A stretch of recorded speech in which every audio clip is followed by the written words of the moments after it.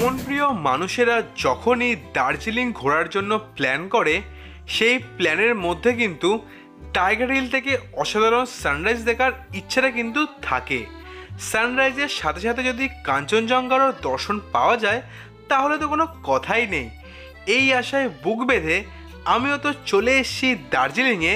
এখানে এসে কি আমি সানরাইজ দেখতে পেলাম, কাঞ্চনজঙ্ঘারও কি দর্শন পেলাম, সেই সব জানতে হলে তোমাদের দেখতে হবে আজকের পুরো ভিডিওটা। গুড মর্নিং সবাইকে। আজকে আমার দার্জিলিংয়ের ডে 2 আর এখন ঘড়িতে বাজে অলমোস্ট 3:45। গাড়ি চলে এসছে, তো এখন রওনা দেব আজকে ফার্স্ট সাইটসিং পয়েন্ট টাইগার হিলের উদ্দেশ্যে। আর আশা করছি যাতে ওয়েদার ক্লিয়ার থাকে আর একটা অসাধারণ সানরাইজ দেখতে পাই আর তোমার সাথেও সেটা শেয়ার করতে পারি। তো চলো এখান থেকে হোটেল থেকে বেরিয়ে গাড়ি থেকে তোমার সাথে দেখা হচ্ছে। আর টাইগার হিল যাওয়ার পরে তো কথা হবে, তো চলো যাওয়া যাক গাড়ির উদ্দেশ্যে। টাইগার হিল তো পথে বেরিয়ে পড়েছি। আর যে দাদার সাথে আমি আজ টাইগার হিল বা পুরো সাইট সিন করবো, দাদার সাথে আমি আগে থেকেই কন্ট্যাক্ট করে এসেছি। আর দাদাকে ডেট বলে দেওয়ার কারণে দাদা টাইগার হিল যাওয়ার জন্য যে পারমিশনটা লাগে ট্রাফিক পুলিশের কাছ থেকে সেটা নিয়ে রেখেছিল। তো আসার পথে সেই যে ট্রাফিক পুলিশের যে পারমিশনের কাগজটা ওখানে জমা দিয়ে তারপরে গাড়ি ছাড়লো টাইগার হিল যাওয়ার জন্য। আর টাইগার হিল থেকে ফেরার সময় তোমাদের টিকিট কাটতে হবে। টিকিটের মূল্য ওই 70 টাকা পার পার্সন, ও দুজনের জন্য 140-150 টাকা মতো নেবে। তো যাই টাইগার হিলে, ওখান থেকে আশা করছি যাতে ভালো সানরাইজ পাবো আর তোমার সাথে সেই ভিডিও শেয়ার করতে পারবো। তো চলো আবার কিছু তোমার গাড়ির জার্নি দেখাই। অন্ধকার এমনিতে রাত্রিবেলা কি গাড়ির জার্নি দেখাবো। তো একবারে তোমার সাথে টাইগার হিল পৌঁছে দেওয়ার দেখা হচ্ছে তোমার সাথে আবার। চলে এলাম আজকের দিনে প্রথম সাইট সিন পয়েন্ট টাইগার হিলে। আকাশ কিন্তু মুখ গোমরা করে রয়েছে। কাঞ্চনজঙ্ঘা দেখা তো দূরের কথা, আমি কিন্তু সূর্য দেবতারই দেখা পাইনি। তাই তোমরা কি আর দেখবে, তোমরা এই মেঘ ভেসে যাবার হাইপারল্যাপসটাই দেখো, যেটা আমি খালি চোখে ওখানে দেখেছিলাম। ঘড়িতে এখন সময় হচ্ছে 5:20 আর অলমোস্ট আধ ঘন্টা আগেই এখানে পৌঁছে গেছি। আর হাইপারল্যাপসে বসানো আছে, কিন্তু চারদিকের যা অবস্থা, আকাশে পুরো ফগ ঢেকে রয়েছে। কাঞ্চনজঙ্ঘা তো দূরের কথা, সানরাইজটাও দেখতে পাচ্ছি না, মানে এতটাই খারাপ অবস্থা। মানে কালকে লেপচা জগতে সানরাইজটাও একটু পেয়েছিলাম সামান্য, বাট টাইগার হিলে এসে যেটা এক্সপেকটেশন ছিল সেই অনুযায়ী সানরাইজ পেলাম না, কিছুই পেলাম না। এই মেঘই দেখে বেড়াচ্ছি। তো আমি একবার টাইগার হিলে এসেছিলাম, সো সেখানে আমি সানরাইজ দেখেছিলাম। তো সেই ভিডিও ক্লিপ আমি এই ভিডিওর মধ্যে একটু তোমাদের দেখিয়ে দেবো যে সানরাইজ টাইগার হিল থেকে হলে কেমন লাগে। তো দেখি হাইপারল্যাপসে বসানো আছে, আরও এখানে আধ ঘন্টা মতো ওয়েট করব। যদি একটু কিছু দেখতে পাই সেটা তোমার সাথে শেয়ার করবো, না হলে আগে যে ট্যুরের সেই ভিডিওটা আমি তোমার সাথে শেয়ার করবো যে কেমন দেখতে লাগে, বা কাঞ্চনজঙ্ঘা যখন সূর্যের আলোটা পড়ে কেমন সৌন্দর্য লাগে সবই তোমাদের দেখাবো। এখন যে ভিডিও ক্লিপটি তোমরা দেখছো এটা আমার 2021-এর দার্জিলিং ভ্রমণের। তখন আমি কিন্তু সানরাইজও দেখতে পেয়েছিলাম, আর সকাল সকাল কিন্তু কাঞ্চনজঙ্ঘার একটা অসাধারণ মনোমুগ্ধকর ভিউ দেখতে পেয়েছিলাম। সেটাই তোমাদেরকে আমি দেখালাম। যদি তোমরা ওয়েদার ক্লিয়ার পাও তাহলে কিন্তু তোমরা দুটো জিনিসই এক জায়গা থেকে এত সুন্দর দেখতে পাবে। ঘড়িতে এখন সময় হচ্ছে 5:45 আর সানরাইজ তো পেলামই না। আমি একাকী নিরাশ হয়েছি। এখানে যতজন লোক এসে অলমোস্ট তো দেখে মনে হলো 400-500 লোক এসছেই। প্রত্যেকটা মানুষ নিরাশ হয়ে নিচের দিকে যেতে লাগছে, আমিও যাচ্ছি। কারণ যখন সানরাইজটাই পেলাম না আর বেশিক্ষণ দাঁড়িয়ে থেকে কী লাভ। তো চলো এখান থেকে নেমে আবার গাড়ি ধরে কোন সাইট সিন পয়েন্টে যাই সেটা তোমাদের বলছি। তো চলো যাওয়া যায় গাড়ির উদ্দেশ্যে আবার। এইবারের ভ্রমণে টাইগার হিল থেকে বিদায় নেওয়ার সময় সূর্য দেবতার কিন্তু এইটুকুনি অংশই আমি দেখতে পেয়েছিলাম, যেটা তোমরা এখন ভিডিওতে দেখতে পেলে।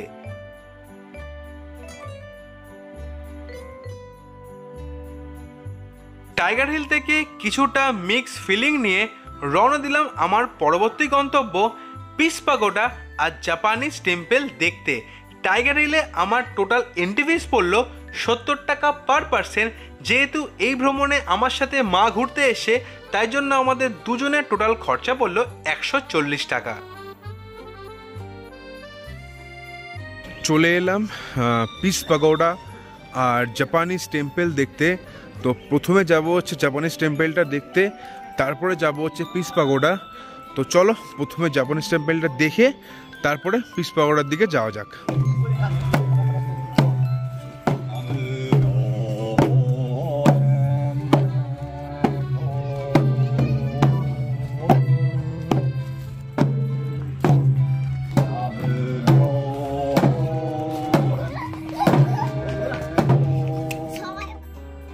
পিস পাগোডায় তো চলে এসেছি, আর পিস পাগোডা যাওয়ার আগেই রয়েছে এই জাপানিজ টেম্পলটা। জাপানিজ টেম্পলের ওপর দিকে ওঠার জন্য কিন্তু সিঁড়ি দিয়ে উঠতে হবে, তাই সিঁড়ি দিয়ে উঠে চলে এলাম টেম্পলের ভেতরে। তো চলো তোমাদের পুরো টেম্পলটা ভালো করে ঘুরিয়ে দেখাই।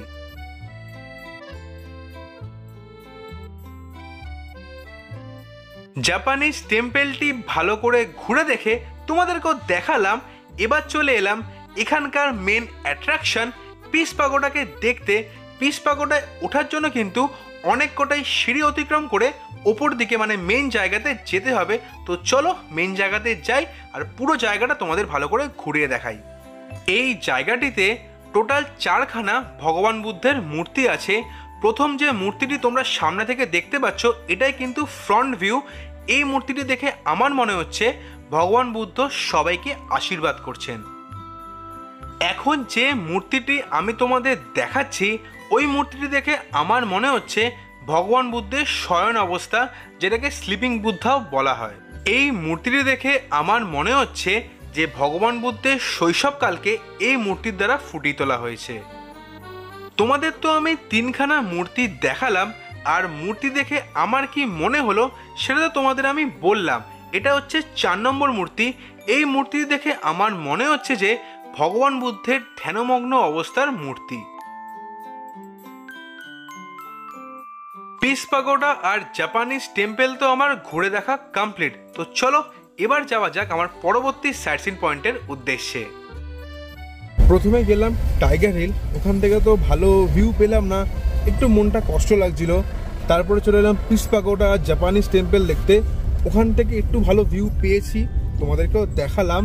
কারণ সূর্য দেবতা একটু দেখা দিচ্ছে, একটু রোদ রোদ বেরোচ্ছে, তো ওই জায়গাটা দেখাটা কমপ্লিট। এবার যাচ্ছি হচ্ছে আমি রক গার্ডেনের উদ্দেশ্যে।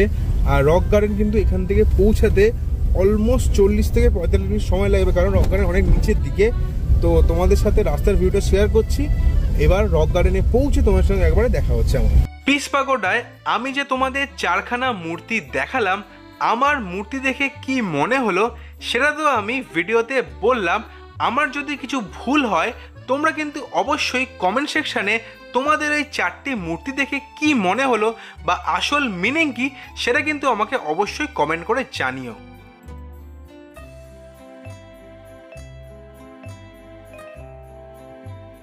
চলে এলাম রক গার্ডেনে আর টিকিট কেটে নিলাম। এখানে টিকিটের খরচা হচ্ছে 20 টাকা পার পার্সন।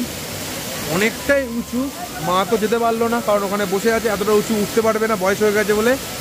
এবার আমি পুরো জায়গাটা তোমাদের ঘুরে দেখাচ্ছি। তো চলো যাওয়া যাক আর এই সুন্দর জায়গাটার আনন্দটা উপভোগ করা যাক। তো চলো যাই।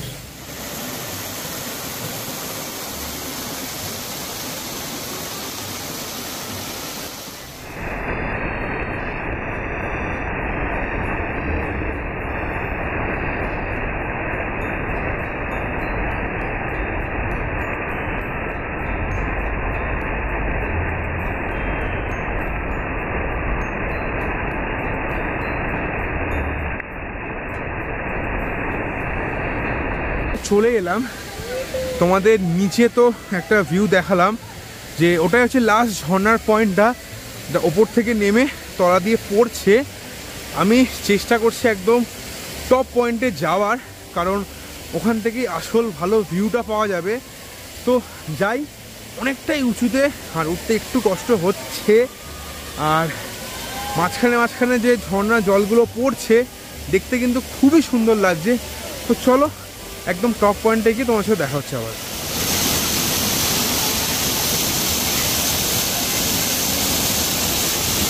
এই যে জায়গাটা তোমরা দেখছো, এটাই হচ্ছে রক গার্ডেনের অলমোস্ট টপ পয়েন্ট, মানে এখান থেকে ঝর্ণাটা শুরু হচ্ছে। এদিকে রাস্তা আছে, এদিক দিয়ে রাস্তায় যাওয়া যায়, কিন্তু এখানে কিন্তু কোনো ঝর্ণা নেই। আর ওপর থেকে তোমরা পুরো জায়গাটা সৌন্দর্য দেখো, কি সুন্দর লাগছে, সবুজের সমারোহ চারদিকে। সত্যি কথা, কষ্ট করে উঠে আসলে এই জায়গার সৌন্দর্যটা কিন্তু মারাত্মক।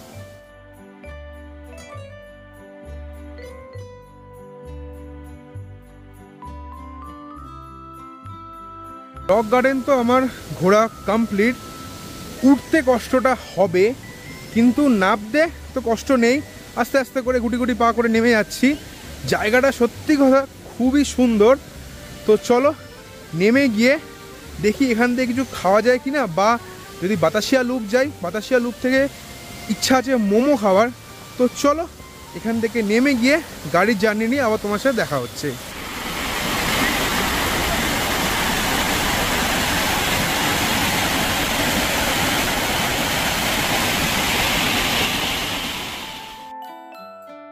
ঘুরে তো দেখলাম রক গার্ডেন, এখনো অবধি টোটাল 3খানা সার্চিং পয়েন্ট আমি ঘুরে দেখলাম।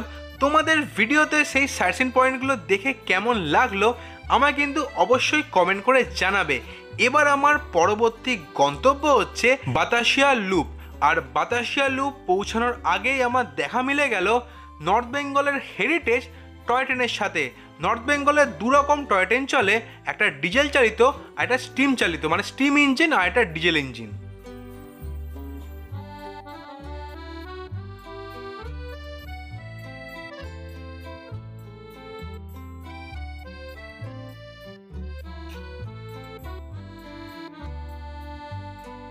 রাস্তা দিয়ে টয় ট্রেন দেখতে দেখতে আর টয় ট্রেনের সেই আওয়াজ শুনতে শুনতে চলে এলাম বাতাসিয়া লুপে। আর এখানে এন্ট্রি ফিস হচ্ছে 50 টাকা পার পার্সন। চলে এলাম বাতাসিয়া লুপে। আর বাতাসিয়া লুপ থেকে কিন্তু অসাধারণ একটা কাঞ্চনজঙ্ঘার ভিউ পাওয়া যায়। তাছাড়া যদি কপাল ভালো থাকে তাহলে কিন্তু এখানে তোমরা ডিজেল আর স্টিম ইঞ্জিন দুটোই দেখতে পাবে। তো আমি দেখতে পেয়েছি, সেটা তোমাদের একটু বাদেই শেয়ার করছি। তো কোন জায়গা থেকে তোমরা গেলে কাঞ্চনজঙ্ঘার ভালো ভিউ পাবে সেটা তোমায় দেখাচ্ছি। আমি দেখতে পাচ্ছি না কারণ চারদিকে ফগ হয়ে রয়েছে। তো চলো সেই জায়গায় যাওয়া যাক। 1947 সালে ভারতবর্ষ স্বাধীন হওয়ার পর ভারতীয় সেনাবাহিনীর গোর্খা সৈনিকরা যারা প্রাণ দিয়েছিলেন তাদের স্মরণে দার্জিলিং জেলা সৈনিক বোর্ড এই যে স্ট্যাচুটি তোমরা দেখতে পেলে ওটি তৈরি করেন। আর ওই স্ট্যাচুটির পাশেই রয়েছে একটি সৈনিকের স্ট্যাচু, আর রয়েছে আমাদের জাতীয় পতাকা।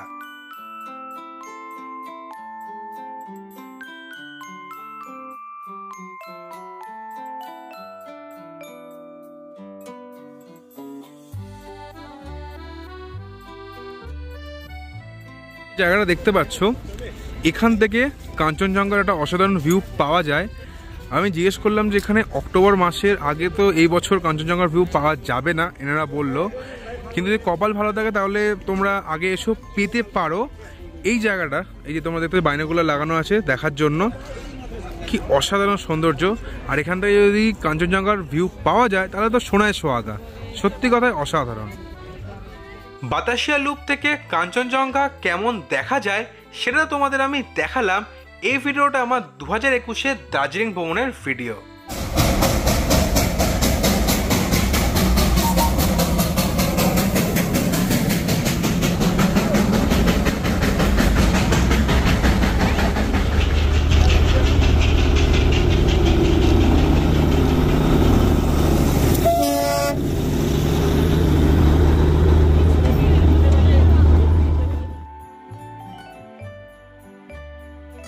বাতাসিয়া লুপ তো ঘুরে দেখলাম, আর বাতাসিয়া লুপের বাইরে থেকেই এক প্লেট চিকেন মোমো নিয়ে নিলাম। এটার দাম হচ্ছে 80 টাকা।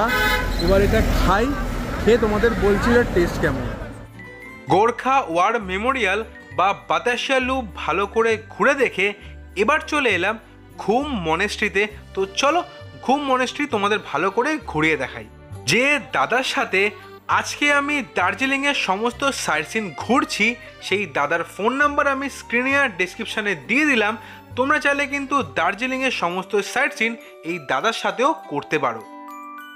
25 থেকে 30 ধাপ সিঁড়ি অতিক্রম করে চলে এলাম নিচের দিকে। তো চলো তোমাদের ঘুম মনেস্ট্রির ভেতর থেকে ঘুরিয়ে আনি। ঘুম মনেস্ট্রির ভেতরে রেনোভেশনের কাজ চলছে বলে ভগবান বুদ্ধের মূর্তিটি তোমাদের ভালো করে আমি দেখাতে পারলাম না, কিন্তু আমি ভিডিওর মধ্যে একটা ছবি অ্যাটাচ করে দিলাম, তোমরা সেই ছবি দেখেই ভগবান বুদ্ধকে প্রণাম করো। আজকের ভিডিওটা এখানেই শেষ হলো। দার্জিলিংয়ের কিন্তু এখনও সাইট সিন শেষ হয়নি, এখনও কিন্তু 4 থেকে 5খানা সাইট সিন পয়েন্ট বাকি আছে, যেটা দেখাবো তোমাদের আমি পরবর্তী ভিডিওতে। এই ভিডিওটা তোমাদের কেমন লাগলো তোমরা কিন্তু আমাকে অবশ্যই কমেন্ট করে জানাবে, আর ভিডিও ভালো লাগলে অবশ্যই ভিডিওটা লাইক করবে আর চ্যানেলটা সাবস্ক্রাইব করবে। তো দেখা হচ্ছে তোমাদের সাথে আবার পরের সপ্তাহে। তো তোমরা সবাই ভালো থেকো, stay safe, stay happy, good bye.